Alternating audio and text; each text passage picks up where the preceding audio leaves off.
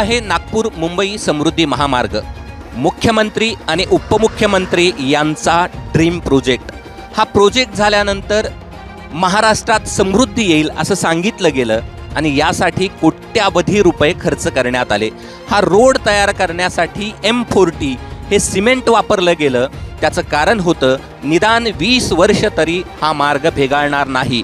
मात्र आता ही दृश्य तुम्ही पाहतात ही आहेत माळीवाडा एक्सचेंज जवळची आणि हा रस्ता आता भेगाळलेला आहे। तो कसा भेगाळलेला आहे तर हे बघा, असे ढपलेचे ढपले महामार्गाचे या ठिकाणी निघतायत आणि या 3 सेंटीमीटरच्या भेगा या ठिकाणी जवळपास 50 मीटरवरती पडलेल्या आहेत। मोठ्या प्रमाणावरती या भेगा पडलेल्या आपल्याला या ठिकाणी पाहायला मिळतात आणि खरं तर दावा केला गेला होता की 20 वर्ष या भेगाळणार नाही। मात्र प्रत्यक्ष स्थिती जर आपण पाहिली तर या रस्ता भेगाळला गेला आहे। खरं तर काही दिवसापूर्वीच या ठिकाणी या प्रोजेक्टसाठी ज्या अधिकाऱ्यांची नेमणूक करण्यात आली होती त्यावर विरोधी पक्षानं आरोप केले होते की या रस्त्यात मोठ्या प्रमाणावर भ्रष्टाचार झालेला आहे आणि आत्ता आपण पाहतो की कशा पद्धतीच्या या रस्त्यावरती भेगा या ठिकाणी पडलेल्या आहेत आणि मोठ्या प्रमाणावरती भेगा पडल्यात।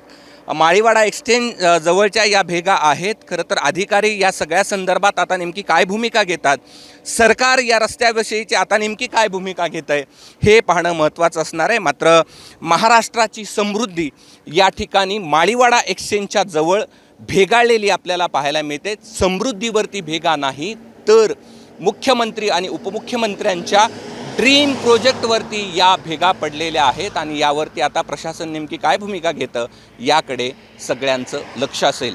कॅमेरामन धनंजय दारुंटेसह मी कृष्णा केंडे, ABP माझा, छत्रपती संभाजीनगर। ABP माझा, उघडा डोळे बघा नीट।